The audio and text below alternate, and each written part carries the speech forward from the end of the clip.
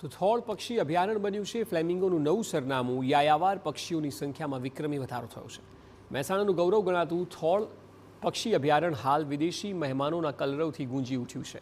શિયાળાની શરૂઆત સાથે જ હજારો માઇલ દૂરથી યાયાવાર પક્ષીઓ અહીં આવી પહોંચ્યા છે। છેલ્લા 2 દાયકામાં થોળમાં આવતા પક્ષીઓની સંખ્યામાં અભૂતપૂર્વ વધારો નોંધાયો છે અને વર્ષ 2004ની સરખામણીએ 2025માં પક્ષીઓની સંખ્યા વધી 3 ગણી થઈ ગઈ છે।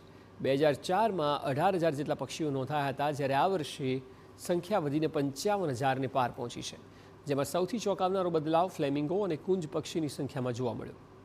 વર્ષ 2004માં થોળમાં ફ્લેમિંગો નહોતા આવતા, પરંતુ આ વર્ષે 12,000થી વધુ ફ્લેમિંગોએ થોળમાં ધામા નાખ્યા છે।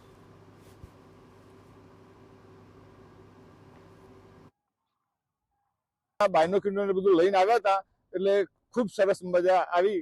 હવે એને જાતો તો ખબર પડતી નથી, પણ પક્ષીઓ જોવાનો ફ્લેમિંગો છે એ થોડા જોઈ શક્યા અમે।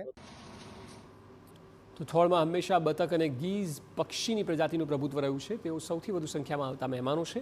વર્ષ 2004માં તેમની સંખ્યા 8,000 હતી, જે વધીને 22,000ને પાર થઈ। આ સિવાય પેલિકન, હેરોન્સ, આઇબિસ અને વેડર્સ સહિત કુલ 150થી વધુ પ્રજાતિના પક્ષીઓ પર્યટકો માટે આકર્ષણનું કેન્દ્ર બન્યા છે। છેલ્લા 20 વર્ષમાં અહીંની ઇકોસિસ્ટમમાં થયેલા સુધારા અને સંરક્ષણના પ્રયાસોને કારણે પક્ષીઓની સંખ્યા વધી હોવાનું મનાય છે।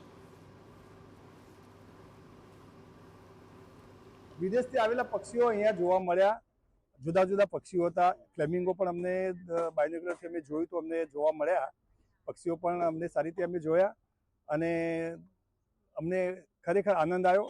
આ થોર અભયારણ્ય જે છે પક્ષીઓનું, એ ખરેખર વિઝિટ કરવા જેવી છે અને શિયાળાના ટાઈમે અત્યારે આપણને ઘણા પક્ષીઓ જોવા મળે છે।